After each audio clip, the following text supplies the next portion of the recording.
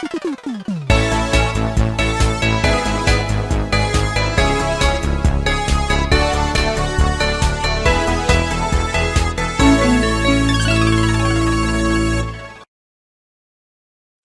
gang. You know what time it is now? It's Sandbox, episode 46. Oh my god. We're nearly at 50. Once we get to 50, we're shutting the channel down. Well, it's an important episode, actually, because 4 plus 6 equals 10. And 10 is a tenth of the way through to 100. Big numbers, Jack. Big numbers. I thought you were going to make up some significance of 100, but instead you just said big number. Yeah, well, 100 is a big number. Yeah. Anyway, moving on. So we've got we've got actually a really nice podcast for you listeners today. You're quite lucky, all things considered. Yeah. We're going to start off. There's been some pretty major news this week. Ooh. And we're going to start things off with by far the biggest. Yeah. Tomb Raider in Fortnite. This is news I haven't heard of. All right, so obviously you were going to say in Smash, so I was a bit disappointed. This isn't the big news. We're gonna talk about the Square Enix presentation after this, right? Don't worry. But this is kind of related because it was in there. Square Enix. So it's OG Tomb Raider. It's the best looking model representation of PlayStation 1 Tomb Raider I've ever seen. What? It's polygonal giant pyramid boobies Tomb Raider. It is, except she's now got tens of thousands of polygons, and her boobies, whilst big, are no longer jagged and pointy. For the children. Yeah, so she's retained. I'm not even going to go into this. I just saw that and I thought it was fun. Well, we've already gone into it quite heftily, considering the news is Tomb Raider in Fortnite. You're right. I should probably move on. I want to talk to you about the Square presentation, which... it wasn't as good as the Circle, in my opinion. No, Circle had it better, and frankly, even Cross did a good job. So they announced... Well, they didn't announce too much in terms of new games, particularly. But we did get some Fortnite news. We got some updates on some other games that have already been announced, and a title reveal. So, do you remember Project Athia? Yeah, I do. It was in the PlayStation. Athia. Yeah, PlayStation 5. This was big landmark presentation. They kept referring back to Project Athia. Oh yeah. So, bit sad really, because Square Enix like their project names becoming the final thing. Let's not forget Octopath Project. Sorry, excuse me. Where's my manners? Working title Project Octopath Traveler and working title Project Triangle Strategy and Untitled Goose Game. That is absolutely not Square Enix. We've now got an actual title for Project Athia. Have you seen what Project Athia is now called? I haven't. It's called Forspoken. That's a cool name. It's pretty cool. Single word. Does the job, doesn't it? Not quite as cool as Project Athia, but I'll take it. So they released a trailer which contained a little sliver of gameplay in there. And the lead actor introduced this, and it's some great next gen looking stuff. The player model looks just like the actor, that sort of thing that I guess we've grown to expect now. But it's pretty cool. Yeah, the game is super interesting. Yeah, it has like dragons and stuff. But it also appears to be futuristic or not. Maybe modern. It's kind of hard to tell. It's very fantastical. Yeah, it Final Fantasy kind of Final Fantasy 15 type vibes, in my opinion. Yeah, that's a good comparison. Look at these pictures. What do you think of Forspoken? I've been pretty excited for this for a while, to be honest. just looks really sick. I know nothing about it, but it physically looks good. Yeah, I think it'll be a lot of fun. I need to watch this new trailer. It's a very interesting trailer. Obviously, we don't particularly know what the game is going to play like. I'm not even sure if they've said if it's what the genre is particularly. I don't. Yeah, I mean, it's very early days to say. It looks to me like, my standard favorite third-person adventure linear story game. But now it has dragons. It's interesting because obviously this is Square, and so it's going to come out in 7 years' time. We all know this. We're going to have forgotten about it by then. It's going to be like the Black Widow movie. It does appear to be open world. It does. Based on the bit of gameplay they show at the end of this trailer, the character is very, very zippy. Yeah. Like flying all over the place. Over quite large land masses, Yeah, there's a lot of shots of overlooking a large area. Yeah, and yeah, like you say, they're very fast. So unless it's a Sonic game, it would make sense that's because they're traveling large distances. So we don't see any rings. So I'm think it's safe to say that it's not Sonic the Hedgehog in disguise. I'm going to need to zoom and enhance on our wrists. Bears are confirmed, which is important. Yeah, there's a picture of a bear, and it very heavily reminds me of the bear from the film Annihilation. Have you seen that film? I have seen Annihilation, yeah. Where it like merges with the human skull and starts making human screams. It looks like that bear. Man, that was a cool movie. That was a really cool movie. Yeah, she's got some sort of plant power, it looks like. Yeah. Flinging people away with plant branches. It looks like a very cool game. My only hope is that this isn't PlayStation exclusive. I really hope it, but it probably is going to be, unfortunately. But there we go. I guess. Well, there's a picture saying PS5 and PC. Yeah, I think I'm not sure if that was intentional for their part. They did it with Final Fantasy 16 as well. Yeah. They accidentally they announced it for PC, and then afterwards, they got rid of that. They got rid of that video, and then never mentioned the PC port ever again. That's interesting. I mean, it's definitely not coming to Xbox. There's no way. Yeah. No, didn't Final Fantasy 15 came to Xbox, I believe. Maybe, but I mean, they've never mentioned Xbox. Yeah, in terms of Project Athia. I don't even mind at this point. No, for me, I just want things on PS5 or PC. Well, there's that, and also the fact that Xbox players are about to get so many exclusives, they don't know what they're going to do with them. So, also true. It's only fair if we get Forspoken. Yeah, we being you, because and you, because you're I get Xbox games by default. I mean, so do you. You got everything. You're rolling in them. Only because I have a PC, same as you. I know. You can't even buy a PlayStation 5 if you wanted to anyway. So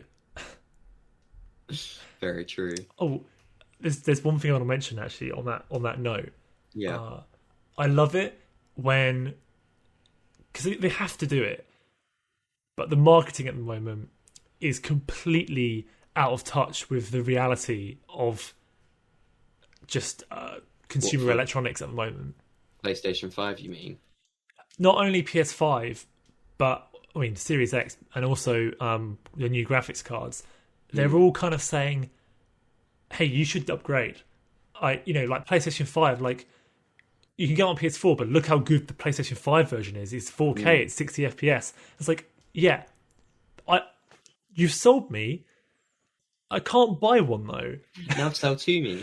It's like they're constantly pushing this whole like, come on, upgrade. It's like, yeah, I will. I'm trying. Right, but Jamie, there's one thing you've forgotten. Play has no limits. Yeah. That is really funny. If you can't get PS5, you're the issue. You're not trying hard enough. You're not buying from enough scalpers. Oh god. Have you programmed a bot to automatically buy you a PS5 as soon as it's available? Yeah, and like hurry up. And if you haven't, buy one. I mean, come on, man. Yeah. Not Forspoken only looks cool though. it does. Uh, we also got Life is Strange True Colors.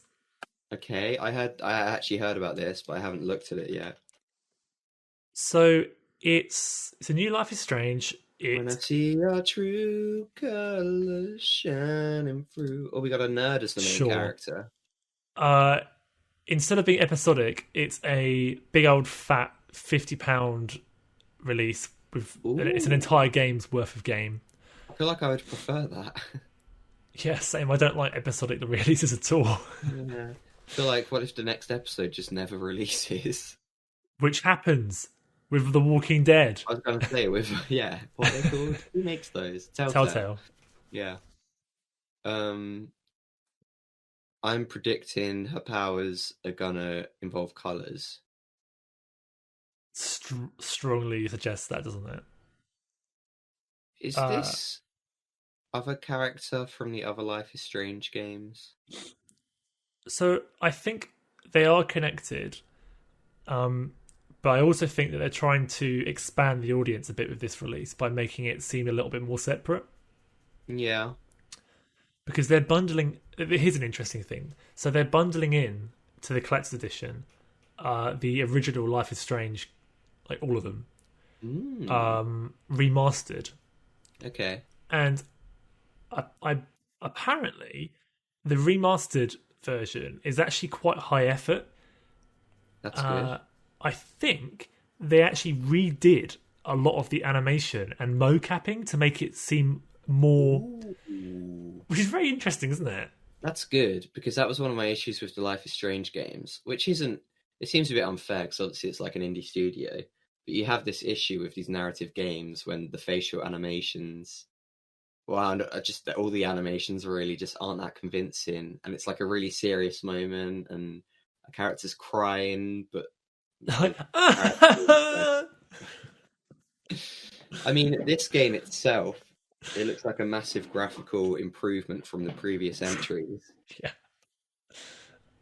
I mean, for me, my main issue with the Life is Strange series in general is I just find so many of the characters really unlikable. I haven't played them, so I wouldn't know. Fair. I'll take your word for it. I mean, watch just anyone play them online, and you'll get a little look into the dialogue. I think, yeah, I think the remastered collection might be something I'll be interested in. To be fair, Yeah, it's yeah. I always mean, it been a might bit of a fix weird other one. things. Uh, It's always just going to have that issue of I hate the characters and the writing. I've been put off by the episodic nature too. Yeah, I'm really not a fan of that model, to be yeah. honest. Um, Anything where I feel like I might end up with not a finished product, I'm very skeptical of. It's like pre-releases, not pre-releases. What's it called? Early access yes, or well, pre-orders. it's that, but also it's games. So when you're watching a TV show, at the very least, you know that this season has already been filmed. Mm, It's coming out on a weekly basis. You can follow the story. These yeah, things, it's like, all right, I'm invested in the characters, having a good time. When does the next episode come out? Oh, it comes out in 3 months. Oh, you're not going to remember what's going on after 3 months' time, are you? Like, yeah. realistically. I guess you've got to think of it as like a movie series where you're waiting for the sequel to release in like a year. Except Yeah. it's a Uh, video game amongst many that you've played and you don't care that much. yeah, it's a bit weird, it's a bit tricky. But yeah, Yeah. it's pretty cool that they're doing that. Yeah. I mean, the other thing with Life is Strange is that they always very heavily push the your choices matter aspect, but it really didn't feel like they did massively until the very last choice in the game. And then there was like a weird Interesting. message at the end, in my opinion. Which is what? Would you want me to spoil it? Uh, I don't Wait, know. let me try and say it without spoiling things. It's like it's like that you're given two choices. It seems like one is clearly the good choice and one is clearly the bad choice. But then after you make either choice, the game kind of heavily suggests that you should have made the bad choice, like morally. It's like, oh, that choice would have been so much better. How weird. What about this choice? It's like, no, I feel very, very good about the other choice I made. How strange. How life is strange. That is a very good point. We got a little bit of Balan Wonderworld, which apparently is a bad game. No, I'm not going to believe that. They said that about Bugsnax.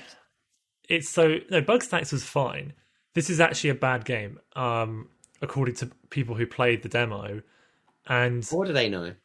They released a statement, and I can't find where I read it originally. Oh, no, they said not a statement. They said something along the lines of, we can't really do everything that you want us to do here. Yeah. So we'll just release it, and there'll be an update. And it's like, apparently the issues are major. Like, it's just not a good game. Oh, jeez, Rick. Which is really sad. Yeah, I had high hopes for Balan Wonderland. I don't even know why. I think I just have lizard brain and I saw bright colours and was excited. No, you never get big budget platformers these days. That's not a thing. The only people making them are Insomniac with once a generation Ratchet and Clank games, and Nintendo. But Nintendo's their own thing. Yeah. No, that's true. It was just exciting to have a new 3D platform IP. We got Black Panther revealed for Marvel Avengers, which is such a non-announcement. Wasn't he already released? And like the player count just dropped even more. Oh yeah, it was. I don't know. Well, they've released 2 characters so far, both archers, which is hilarious. Like, why would you do that? And only like 2 as well. Yeah, Kate Bishop and Hawkeye have been added. Hawkeye, yeah. Why? Why would you do 2 archers? It's like it's like a new Robin Hood film released, and they're trying to capitalize off of it. But now, that game is. Oh, it's so dead. It's so dead. It's awful. Yeah, I'm pretty sure they released like a big character. It might have been Hawkeye, it might have been Black Panther, and the player retention just went even further down. I think it was Hawkeye. I think because people were waiting for a big character to be released, and then it was Hawkeye, and they were like, "This changes nothing," and just left. What was that stat I saw the other day? I think you might have sent it to me. I can't remember. But there's more people playing The Witcher 3 than there are Avengers. No, there's more people playing Age of Mythology. Oh yes, than playing the Avengers. Of course it was. 2002's Age of Mythology. Come on, Jamie, you can't forget about Age of Mythology. No, I'm annoyed that I forgot that. It's been a huge game in your life. Yeah. But yeah, a game featuring the Avengers, some of the hugest characters of all time as of now, thanks to the movie. Yeah, high budget game, like a super high budget apparently. And also, it's a live service game. The game literally depends on having an active player base. It is supposedly supposed to have a high monthly player count. That's the whole thing. It would be one thing if it was like a single player narrative story game, but it's a big multiplayer game that needs people on it, and no one's on it. Yeah. Moving on quickly. We got a load of other announcements actually. I'm going to move on from the Square thing because now it just gets boring. Okay. In my opinion. That's fine. I've actually got a few things I want to throw out at you. Do it. I've got to say it. There's been loads of rumors about the Switch Pro again. Yeah. This new rumor is that, because I've said this before, it would be sick if the next Switch or a Switch Pro had DLSS, Yeah. that feels like the most logical thing. The main thing going against that theory is that the Switch currently uses the Tegra X1, which is just an off-the-shelf chip. Yeah. There is no mobile chip, well, other than laptops. Like, there's no like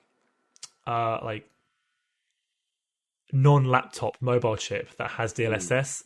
There's no X2 chip that doesn't exist. Yeah. So if this rumor about the Switch Pro having it is true, then it means that they've made a brand new chip just for Especially the Switch. for this, yeah. Which is possible. If you Google Switch Pro and then go on the news tab, every single one on the first page is about DLSS.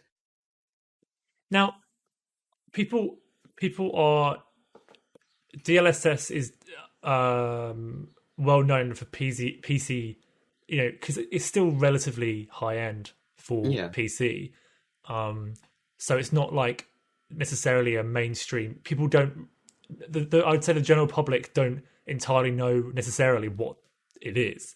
Yeah. But obviously the Switch is very much a mainstream device, and I've seen a lot of things about hopes for, oh, well, now we can play Breath of the Wild in 4K, right? That's not happening. Yeah. At best, we can expect it to be like 1440p, but there's no way in hell. DLSS is really good, right? But it's not that good. It's not stupidly Not magic. Good. Yeah. It will like double the resolution across the board, but 4K is not happening. You need to like set your expectations a little bit lower than that. Yeah, I mean, there's going to have to be some sacrifices. People just want absolutely everything from the Switch, even though it's already a mobile console. I've said it before, and I'm not going to say it. This will be the last thing I say on this podcast. I've said it before, and I will say. I will say again. Just, I do not care. I do not care about all that 4K. All I want is games that are just 720p. I don't even care, even in like the docked mode. I just don't want to see a game. Rate. Yeah, fine. Yeah, I just don't want to see ever again on my Switch a game running at 144p. That can't happen. That cannot happen again. Yeah. Anyway. I think that's a reasonable request. Not that any of us are going to get the Switch Pro, but No, that's the thing, right? I would buy it, but will I be able to? Bit sad. God, we need to become the scalpers. Xbox / Microsoft have they released some very generic stats, which I love, about Game Pass. Yeah. So because we love our here on Sandbox, we love our numbers. We love generic stats. We love ambiguity. Yeah. So according to what's his name, big man. Miyamoto? No, big man. Doug Bowser. These are all Nintendo people. The man. Mario Jumpman Mario. When compared to traditional retail console sales, Xbox Game Pass players spend 20% more time playing games. They play 30% more games. Yeah, that's a given. 40% more genres. Yeah. Which also is really cool because people can just try it and whatever. Yeah. And apparently, which is very crucial to the business model, is they spend 20% more money on gaming overall. Interesting. Which is that's so vague. I mean, I guess. Surely it just means they're spending more money on Game Pass / on purchasing games to own that are on Game Pass. I don't know. It's because I guess people are trialing more games. You can try a game, and if you really like it and are worried it's going to go off Game Pass, you just buy it for good. Yeah. If it just means exactly what you would think it means, then that's pretty cool. That's really Because cool. yeah, yeah, My and it makes sense because that's what the model is about. It's about trialing different things, which is cool. It's good people can try different games. I'm probably mostly surprised that people spend more time on them because I would have thought that, if you go to a shop and spend £30 on a game, you're going to want to get your money's worth. But if you're just on Game Pass and you're trying something for free, then you don't really care as much. But I guess that's a testament yeah. to the quality of games on Game Pass. Yeah, it is interesting that I agree. That is kind of interesting. I know for a fact that I certainly don't put as much time into Games Pass games. Mainly Yeah, because the sort of games I buy on I download on Game Pass are games that I wouldn't have bought. So yeah, naturally, I'm probably not going to spend as much time with them because that's why I didn't buy them. I'm just going to give it a little yeah. bit of a go. Yeah, well, so far I've only kind of downloaded kind of smaller indie games from Game Pass. Jamie brought me Game Pass, fun fact. Um, but I have downloaded Plague Tale, which I am going to play, and I assume I'm going to You'll be like putting a that. lot more time into that. You'll enjoy that game. Yeah, I'm very much looking forward to it. You've picked it up. Yeah, as much as we rag on the streaming service video game version, Game Pass is very cool. I think Game Pass is the sweet spot because Yeah, you could still buy all the games. yes. If No, you, in fact, that's 100% what makes it different. You can yes, buy and own the games. It's not like Stadia where I'm going to spend 50 hours on this game and then it's gone forever. exactly. They give you ample notice when a game's going to be leaving from Game Pass, Mm, and you can buy it for a discounted price through yeah, Games Pass. I do think that, exactly what it should be. yeah. So I was thinking about this a lot lately, actually, about because this is another piece of news I'm going to just intertwine. Go for it. I believe here I haven't got the date because it's off the top of my head. It's sometime Partly in legal. July, I think. Mm, The PSP, PS Vita, and PlayStation 3 stores are going mm. offline forever, Oh man, that's kind of sad. and it got me thinking. You,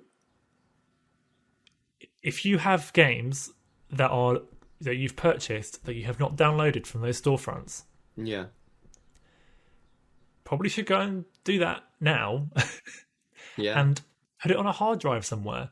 yeah, Because a lot of people were kind of I'm in two minds about it. A lot of people make a very good argument and say that digital's really bad because of this, yeah, but at the same time, as long as it remains easy to make backups and put games onto your own hard drive, yeah, it's kind of not too bad. yeah. Well, as long as you can own the game, you can guarantee that you own that game afterwards. Then there's not an issue. Yeah, PSP and PS3 are on 2nd of July, and the Vita store is the 27th of August. So there's your warning. nice. No, it's worth like giving it a shout out because it's important. Yeah, people could lose games they could have spent a lot of money on. Yeah, Yeah, I do completely agree. I mean, that's always what our complaint has been about Stadia and about this kind of service. But Games Pass makes it very easy to own the games, yeah. and it essentially functions as a little kind of trial for these games. Like, oh, will I like this? Should I buy it? And even if you do really like it, but you might never necessarily return to it, you still have the game as long as it's on Game Pass. What I think needs to happen, and it needs to be made a law. Hmm.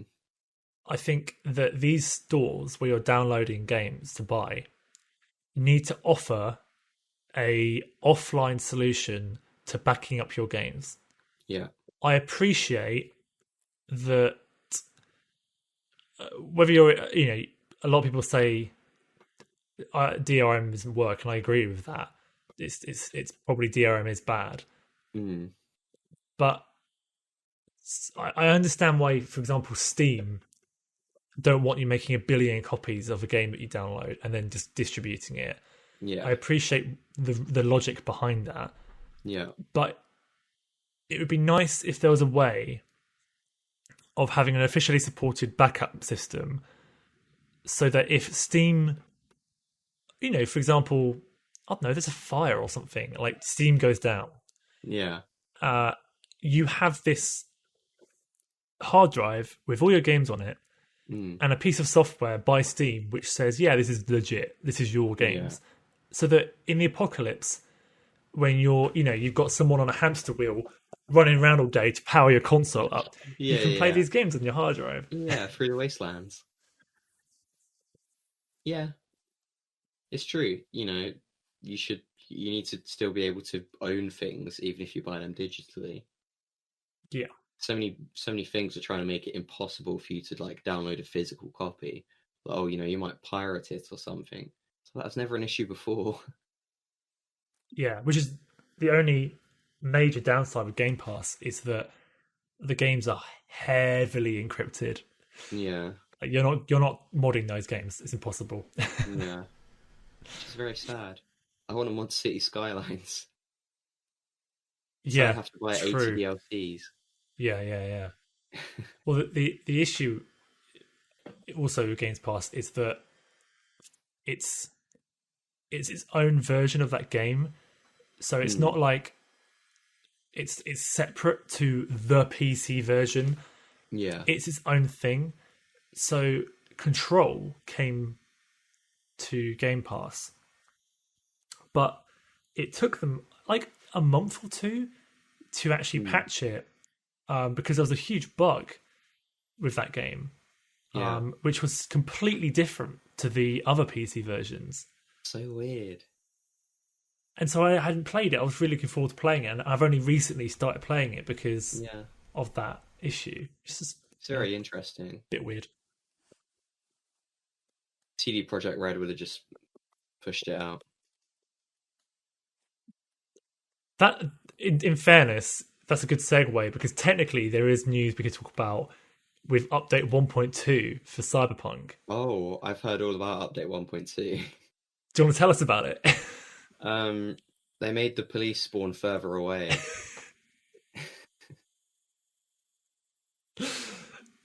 Anything else, Jack? They no longer appear on your screen. That's about it. Yeah, pretty much. Yeah. It fixed none of the issues. It just means you don't physically see the police spawn directly in front of you anymore. You have got to hope that when that update drops, that there are hundreds and hundreds and hundreds of bug fixes as well. Because man alive, if they are in serious trouble otherwise. Yeah, it's not looking good, is it? I still don't have Cyberpunk, which is really sad. Yeah. I was like, I'm gonna wait until I think I said like next March or next February. Like see what the patches do. And now it's end of March, and they've just patched in the police spawn a bit further away. And I'm starting to lose hope, Jamie. As soon as I will assess the situation when a new expansion comes out. Yeah. But I had a lot of fun with that game. I mean, yeah, that's the other. But it's hard to recommend, isn't it? Yeah. Yeah, because you really enjoyed it. And it's like, I could buy it and really enjoy it, but what if I encounter loads of bugs that Jamie didn't? It's on sale right now, but I wouldn't recommend buying it until it's properly patched. Yeah, if it ever is. Yeah, I really think that by the time it gets around to December again, that game will be very much ready to play. So ready to sell. Yeah, it's still not on the PlayStation Store. I know. I mean, that's. I'm thinking maybe that's a good benchmark to set. How wild is that? That is crazy. Like once Sony think it's good enough to ship, maybe then. Yeah, but I will also say that that is total BS on Sony's part. Oh yeah, so many other games in terrible condition are released. It's just because so much of a stink was kicked up about this one. Yeah, like It's a good PR move. it's literally just a PR move, which really Yeah, hurts because Cyberpunk does not deserve that much yeah, of a stink around it, because yeah, there are games that are far worse that mm, get through that net. Uh, yeah. like Sonic PUBG 06. or Sonic 06. Wildly different examples. uh, we we're almost out of the news section. I'm going to do a little bit of a bullet pointer for you. Go for it. Niantic, the Pokemon Go developers, Yeah. are making a Pikmin game.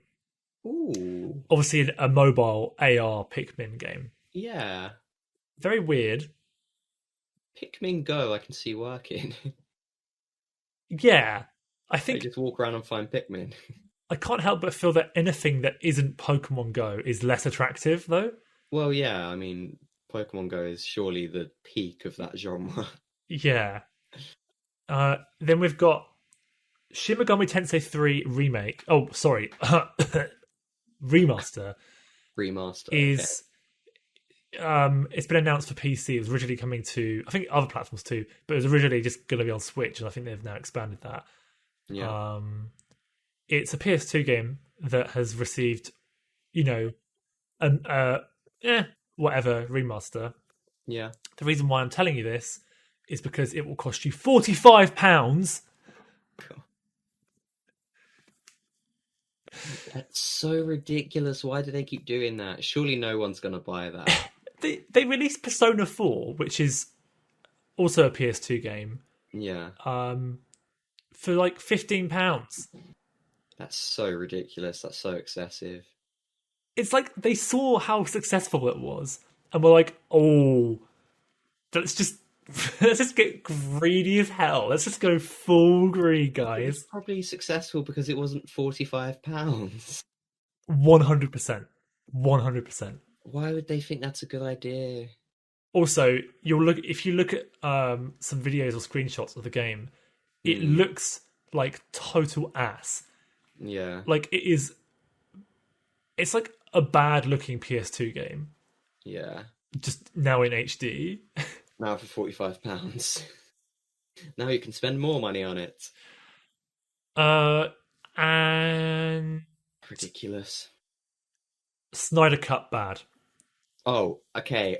Can I jump in? Yes, you can. I'll bullet point some movie news as well. Just some interesting things I thought. Helen Mirren is the villain in Shazam 2, Hespera, which sounds perfect. I hadn't even considered Shazam 2. I didn't even realize that was coming out. Shazam, keep making Shazam movies. I'm happy with that. If not, first one's great on its own. Either way, Helen Mirren sounds like a great idea for a villain.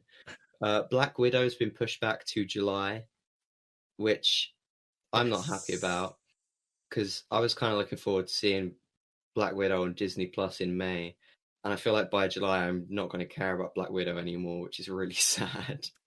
Can I just interject though? You can interject. You say you were going to watch it in May, but I don't believe you. Were you going to play? Were you going to spend £30 to watch it on Disney Plus? You know what? I was going to. Jack. I was going to buy it on Disney Plus. Then I own it on Disney Plus. I can watch it with my family. At a later date, I can bring friends around and watch it. Now I'm going to be spending £15 to watch it in the cinema once. You know I'm going to spend £10 on sweets and drinks. For the viewers, Jack is so bad at doing this. Whenever I go to cinema with him, he always buys sweets and stuff, and it's like, just bring them in. You know what? I'm much more inclined these days to bring them in, but if I forget my minstrels, I will have to buy them at the door. I would have been willing to spend money on it on Disney Plus and watch it in May. Fair. Okay.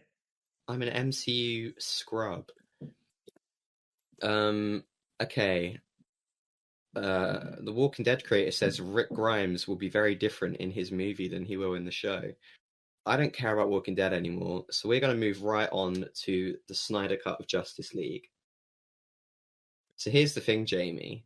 I have only heard from many reputable sources that this film is surprisingly very good. Interesting. Many people who, like me, were constantly saying, there's no way this film's going to be good. It's just going to be the same film, slightly re-edited. It's still going to suck. But apparently, all these people have watched it who very much dislike all the other DC movies and really enjoyed it to the point where I'm probably going to watch it on Sky.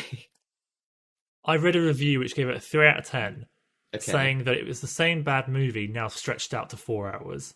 that's interesting. I have heard literally the opposite. Like, all of the awkward humor that was very much Joss Whedon in the studio, people saying they've cut that out, added entire scenes with the Flash and Cyborg that weren't in the original cut, that meant those characters were completely nullified, that completely improve it. It's much more team focused. It's not just Superman doing everything. Everyone's properly built up well. There's much better action. Interesting. Some people have said that it still could be cut down to like a 3 hour film. However, it is edited in a way that it's like 8 parts with like breaks, so it's kind of episodic, and you can watch it in that sort of way, which I think is not really so much of an issue when it's streaming. It's like The Irishman. Mm-hmm. It's like 4 hours long, but you know, yeah. you can watch it because it's streaming. I can't make a judgment because I haven't seen it, but you know, several movie reviewers that I generally agree with and who are very in the what's the word I'm looking for? In the business of bashing on DC. It's very unlikely that they would have liked this film, and all of them really liked it. So I'm Okay. very intrigued. If I enjoy it, I'm opening myself up to the DC fanboys bashing me for constantly calling them idiots. I fine. Yeah. I don't. I haven't watched the original, and I honestly won't watch this one either. You I know, it'd be just really interesting. so little interest in this movie in every way. It would be really fun if us two both watched it together. Me having seen the original and you having not seen the original. The only exception to what I just said is if we'd watch it together. I'd obviously watch it with you. Oh yeah, but you just mean not in your spare time for fun. There's no way I'm watching that movie on my own. No, You'd that's not watch it happening. for the business of openly beta. Oh no, Um, no. I mean just for fun with you, man. oh, Not fair enough. business. Not business. Well, we don't really do things for fun anymore. We're all business. So yeah, I potentially by next week I will be able to give you my full review. By that point, no one will care anymore. However, I'm surprised by what I'm seeing online, and I'm very intrigued. I'm surprised by what I'm hearing online through your voice. Yeah, But all right. there's a few off the top of my head. Red Letter Media, Cosmonaut Variety Hour, whatever they're called, Cosmonaut Picture Show. I think they're called that. I can't think of others, but there's others, and like actual, you know, movie reviewers who aren't YouTube movie reviewers. Yep. Not to devalue what they do, but you know what I mean. Yeah. Yeah. Yeah, Okay. interesting. Yeah. Sure. Because I actually haven't seen a bad review for it yet. Well, I yeah. was surprised by it. Prior to when I was setting up the list of news for this podcast, I also read a 3 out of 10 review. So, Yeah, I mean, there's whatever. obviously different opinions, and there will be people who don't like it. So, should we there is a game that I want to talk about very, very briefly. Yeah. in the interest of time, I want to focus more on what we've been watching because we have obviously got things to talk about with that. I agree. I would like to very quickly mention a game I've been playing, and then, if you'd like, we can talk about a bit of MCU goodness. Yeah, I think we should talk about a bit of MCU goodness. Speaking of being fanboys. So, EA Access has now been added to Xbox Game Pass. Yeah, I think I noticed that. There's like 100 new EA games. Yeah. A lot of those are old, but we've got some tentpole games like Star Wars Jedi Fallen Order, Star Wars Squadrons, loads of actually quite big EA games which I've wanted to play. Fallen Order, I really want to play. Yeah, exactly. That's on my list for coming up to play. Yeah. One of the games is Star Wars Squadrons. Yeah. Which is the spaceflight game. Yeah. And it was a little bit too expensive when it came out because it was a bit of a risk because I don't usually play those sort of games. Yeah. I was like, it's it's like £35. It's like a little bit too expensive for me to just want to buy it. Came to Game Pass, wasn't expecting that. Yeah. Played it in VR. I played it with this here joystick. Oh yeah. And there it absolutely is. Amazing. Yeah. Such a sick game to play in VR. If you want to see footage of that, head to openybeta.com/YouTube. Yeah, Jack's referring to a stream I did, which was more of an experiment. Yeah. It didn't come out very well. For some reason, it didn't. It was quite a choppy frame rate, but like when I was recording it on my desktop, it looked fine. And obviously, in the VR headset itself, it was nice and smooth. Yeah. So I'm not really sure what happened there. It was I very much enjoyed it. But you had a lot of fun. Man, I'll say one thing and then I'll conclude this. Yeah. When they give you, when they put you into an X-wing, so you start off in a TIE fighter, yeah. And it's it's big and bulbous and it's like all these things. And then you've got all this space around you. When they put you in an X-wing, you are cramped and you feel it, right? You look up and there's a window here and it's got like little scratches on it and you've got a window here and here.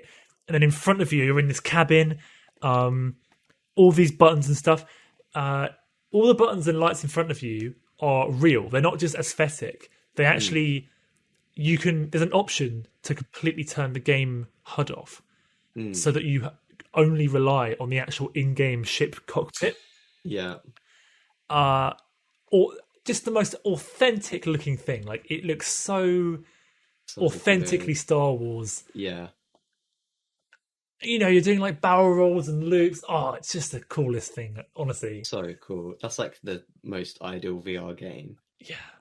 Yeah. It looks really cool. It looked like a lot of fun. Let's talk about the Falcon and the Winter Soldier. Let's talk about another Disney property. Thoughts, Jack? Episode 1, this is. Episode 1 of Falcon and the Winter Soldier. I really, really, really enjoyed it. More than I thought I would. Because the whole time I've been very much like, oh, WandaVision looks cool. Loki looks cool. They both look a bit out there and different. But Falcon and the Winter Soldier looks just very standard. However, what I should have considered is that this is like the Captain America movies TV show. You've got like WandaVision is kind of the mystic, Loki is the cosmic, and this is the kind of SHIELD agent spy show. Yep. Boots on the ground show. Boots on the ground. And they're like the best MCU movies a lot of the time. Yep. Well, I'm specifically thinking Winter Soldier is my favorite. Just the 3 Captain America movies are fantastic. Yeah. Yeah, and this was no change. It was so good. Yeah. I had very low expectations. I think the name of the show is just god awful. Yeah. I mean, look at these shows that we've got a TV show with Wanda and the Vision. What should we call it? Just call it WandaVision, okay? We've got a TV show about the Falcon and the Winter Soldier. Yep, that'll do. Oh, what? And then you've got this other cool character, Loki. He's like, he's from a different alternate reality. Like Loki, it's called Loki. Yeah, they need more names like Doctor Strange in the Multiverse of Madness. That aside, yeah, it kind of works for me though, because it's like it's very much about those two characters. I know it should have been. I actually think they should have called it something else. I think it should have been like something else. But yeah, I really enjoyed it. Yeah. Yeah, it's good to see more of Sam Wilson, aka Falcon. He's a character I've never been too fussed about. Like, to see more of Wanda and Vision, I was excited for, because I thought they're cool characters, they can be fleshed out more. But Sam Wilson, I was always a bit like, is there really more to him? But he's very good in this. The Falcon is straight up the worst character in the MCU at this point. He's as in one of the main characters. He's like the most underdeveloped. Yeah, I think I would agree. Him, or I'd say maybe Rhodes, but not really, because he's been in more Iron Man films. Yeah, I think I would agree. Falcon's very, very underdeveloped, and he was good in this. I mean, Anthony Mackie's a great actor, and it looks like they're going to give him more to do, which is good. The opening scene was really good. It's fun to see Falcon in action. He's fighting kind of people more on his level. It's not like crazy space aliens and stuff. It's just like terrorists. It's like, yeah, okay, this is what he should be doing. Flying terrorists, which is brilliant. Exactly. And there's the whole, he's got to get to them before they cross the border. It was really cool. You kind of see him interacting with people at a civilian level, and it's very nice, because that's always fun to see from the heroes. And Bucky is obviously a really cool character. Yep. And I love how far they went with it in this. It was very dark. He's very messed up, obviously. And I like that the first episode was just them two, establishing them two separately, doing their own thing. It took its time. It didn't push them together straight away. They haven't interacted yet. It's really good. This is a much more traditional length for an episode. It's 50 minutes rather than like 20. Yeah. Which is nice. Marvel are so incredibly patient all the time. Like, these characters have appeared in so many movies. I mean, Sebastian Stan's been Bucky for 10 years now, probably more. But yet, once they're given their own TV show, they still spend the first episode developing both of these characters. Yep. Which is, going back to the DC universe, they just rush everything so much. And, this was the reason one of the reasons the original Justice League movies didn't work is, like, the Flash and Cyborg had no development time. But in the Snyder cut, they spend half an hour developing each of them, which obviously leads to it being stupidly long. But the MCU just don't do that. They really take their time with it. They earn really their payoffs. Yeah, they do. They do. Yeah. I think. How did you feel about the fishing boat storyline? Yeah. Okay. I feel like you're going to agree with me here that was the weakest part. I don't. Again, it's probably just because it's a new thing, but it's I don't massively care about Sam Wilson's family, but I liked that it gave him more development, and it was this little community that he likes, and he has a sister now, and that's kind of fun. It's like a new dynamic. I really like that it opened up the fact that they're all broke without Tony Stark. Okay. Tony Stark pays for everything. Okay, so yeah, it's good because it's good that they mentioned that.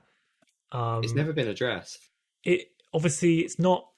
Well, it's never been addressed because we haven't seen the Avengers after Endgame. Yeah. We don't know. They're all broken apart. There is no Avengers. There's no shield. There's nothing.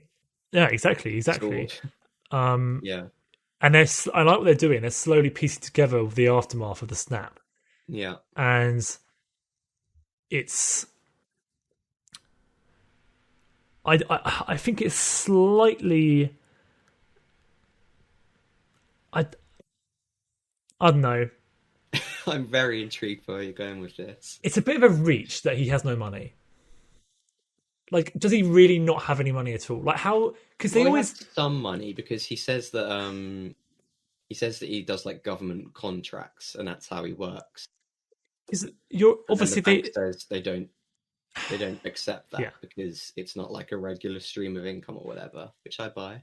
Well, you're right in saying it's never addressed, which I think is funny because it's true. Like, what are these guys? It's like, the next episode they're going to be a scene of them going to the toilet mid fight because they never showed them going to the toilet either. I would love that. Well, we know they eat. We've seen them eat before, but we don't see them go for poo yet. Falcon suit off. But I don't know. I don't want it to become a whole plot point because I don't know where. I mean, Stark might be gone, but that money is still there. Pepper Potts still exists. You would have thought that she would, if Falcon were to come up to her and be like, "Can we have an arrangement?" She'd be like, "Yeah, I'll just give you like a couple of $1 million. Is that all right?" Like, surely, like, thank you for your services to the world. We got like $1 trillion. Just have a couple of million, whatever. I mean, maybe, but there are 170 Avengers at this point, so she might not be able to afford that for all of them. I feel like Falcon is the only Avenger. Him and, in fact, if you think about it, it's like just Falcon and Winter Soldier really are the only Avengers left. Well, properly. Right. Is he an Avenger though? I think he's an Avenger. He's like best friends of Iron Man. Is he not like US military again now? Well, yeah, but so's Falcon. Oh, true. Kind of. I can accept that. I can accept that Sam Wilson wouldn't go to Pepper Potts and say, "Can I have $1 million?" I don't think he would do that. No, okay, fine. He wouldn't do that.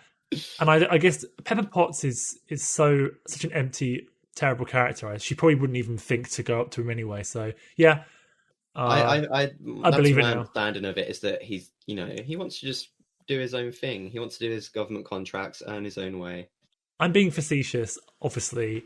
I wasn't sitting watching this show the whole time thinking, yeah, but what about the money?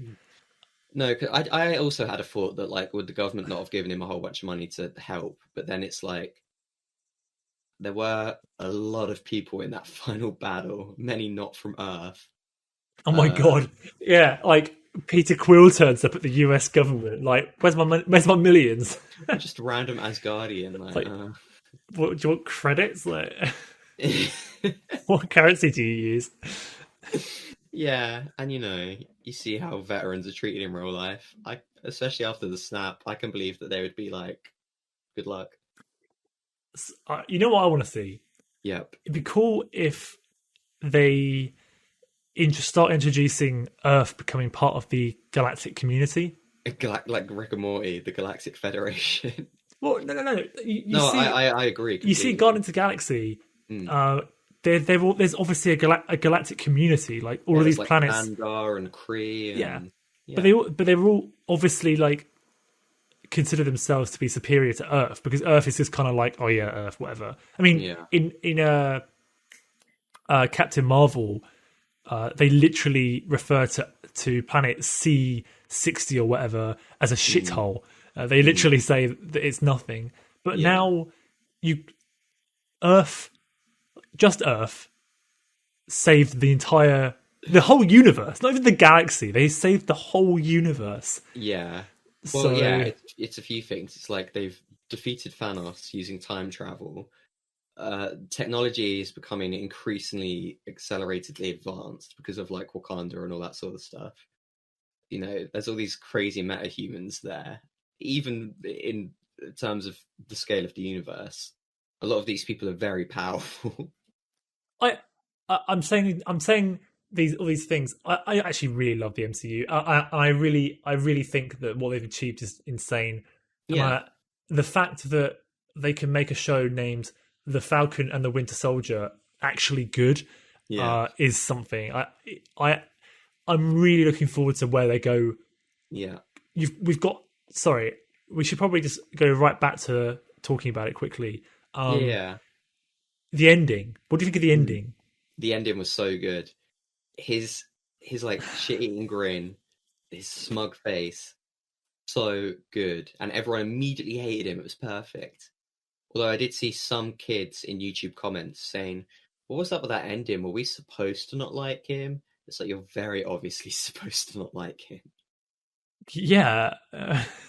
It was great. Do you know what I was really upset about as well?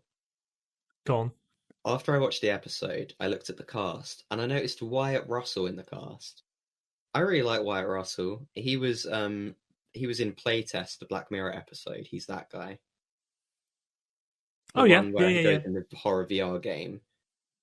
He's a great actor in that. He's great. He's Kurt Mm-hmm. Russell's son. So I looked up the cast. I saw Wyatt Russell is in Falcon and the Winter Soldier as US agent, and I thought, oh, he's just gonna be some random military guy. He's not actually That gonna is be in it. so funny. But he's so highly credited. Why is he so highly credited if he's just some random guy? US agent is the name of the evil Captain America guy at the end. That was him. I, I mean, I appreciate that US agent is USA is a gentleman. character. It's a character, right? Yeah. But man, what sort of superhero name is that? I mean, Oh look, yeah. he's like an anti-hero, right? He's not actually a villain, I don't think, I in don't the think he's a comics. villain. I think he's kind of a Punisher Captain America. Yeah, yeah, yeah, yeah. He's very patriotic, very nationalistic.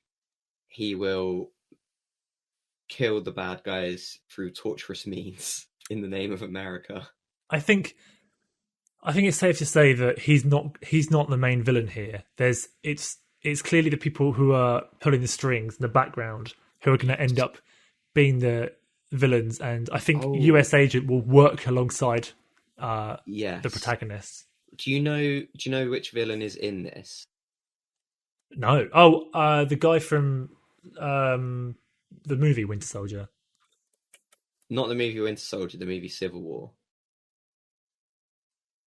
Yeah, of course. Yeah, it kind of all blurred into one. I meant, yeah, Yeah, Civil yeah. War. Yeah, Winter Soldier didn't massively have a villain other than generic Hydra. the I guess Winter he was like, Soldier. well, the Winter Soldier, Yeah, but he wasn't really the villain. It was more like the head of Hydra. yeah, But yeah, yeah, yeah. Zemo from Civil War, Yes, that's his name. who is a really cool, in my opinion, underappreciated villain, Mm. is back in this. I assume as the leader of the, what are they called? The Hand Clan Yeah, what are from they Teenage called? Mutant Ninja Turtles. Yeah, But it's already shaping up. I think can we they address how are. cool a Thanos worship death cult is? Yeah, it's amazing. That's such a cool idea. I think they are gearing this up. They're doing this movie on the series Yeah, along the same lines as the Winter Soldier movie. yeah, I really do think that they are trying to make it feel like an extended Winter Soldier, which is fantastic. yeah, It's gonna. I'm so hyped for this series. yeah. I am hoping that the bad guys don't end up being Hydra, which I think they might.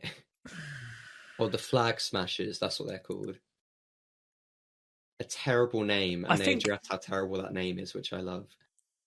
Hydra appeared so much in WandaVision. Mm. I feel like it probably is Hydra, but That that was in reference to her past, though. yeah, I know, but I'd be a little bummed out if okay, not even if it's Hydra. If they do it right, I can accept it being Hydra. But if it's Hydra and everyone is surprised that it's Hydra, I was honestly, I was just about to say that it's fine if it's Hydra, but they need to tell us it's Hydra very early on yeah, to avoid making it a reveal of any sort. yeah, because then that would Although, be really just disappointing. because I mean, we've seen it all before. It's very, very obvious that there's like some sneaky government stuff going on, and Mm, like bad people have infiltrated high places, and yeah, you know the whole thing with getting the new Captain America obviously has a sinister undertone. undertone. That's the word I was looking for. Yeah, Um, yeah, it's but so messed we've up. seen that before though. They can't just do the same trick again. They have to have a bit more nuance to it. Yeah, no, I would agree. yeah, especially as I feel like One Division got more disappointing towards the end. Yep. Because when they announced the twist early on, to some extent, which I thought was actually done really well in the end. I was kind of expecting them to announce it directly at the end, so I was initially a bit disappointed when they didn't, but then it ended up working. Yeah. But then the final twist, where it was Agatha, wasn't so good. Maybe we should avoid internet theory crafting. The whole it was Agatha the whole time was like, I know it was kind of cute, the whole theme tune and stuff. For me, pretty crappy. It was kind of like,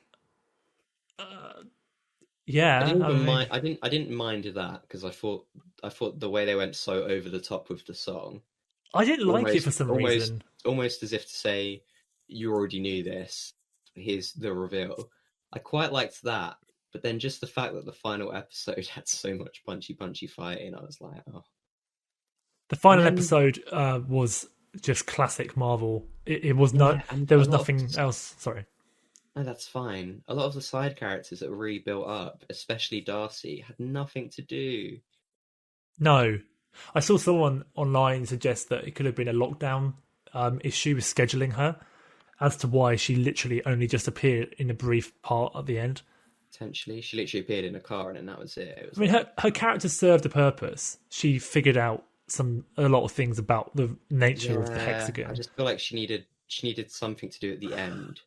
It's just kind of weird. It would be like if, I don't know, Iron Man killed a couple Chitauri in the middle of Endgame and then didn't show up at the end. And it's like, oh, he killed those Chitauri earlier on. Yeah. But yeah. Right. Well, I overall enjoyed One Division, and I'm looking forward to more Winter Soldier and Falcon. For me, One Division was like a solid 7. I think it was just like, it was good. And that was it. The earlier episodes elevated it massively for me. Yeah. I'm looking forward to seeing more Sharon Carter. She's confirmed for this series. Yeah. I never really thought that she was particularly stand out as a character, but yeah, sure. I very much enjoyed her in Winter Soldier. I think she'll be good. I was surprised to see Rhodes. That was kind of fun. Yeah. I was surprised as well. Like, get all these A-listers in. Like, yeah. It's cool. And stuff like that. It makes it feel more like an alive world. Mm-hmm. Because it's like, oh man, they managed to get Don Cheadle, but it doesn't feel so much like that. It feels more like, oh, obviously Rhodes would be there.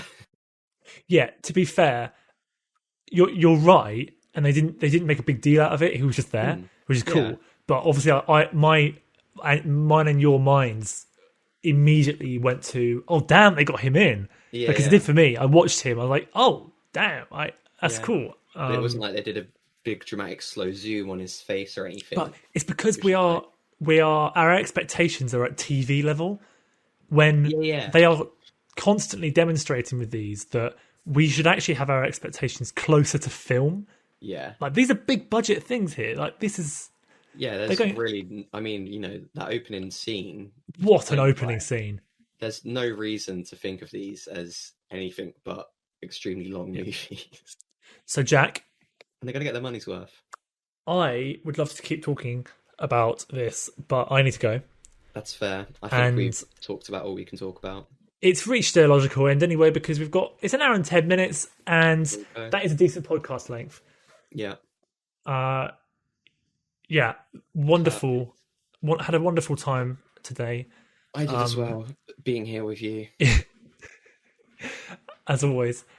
Viewers, thank you for listening to us talk about a whole smorgasbord of news bites and opinions and some sweaty hot takes. If you would like to subscribe to us, you have no choice, you have to. Yeah. And if you're listening on Spotify, then listen to this once again so we get more views. Thanks. Yeah. Until next time, I'm going to leave you with Jack. Wakanda forever.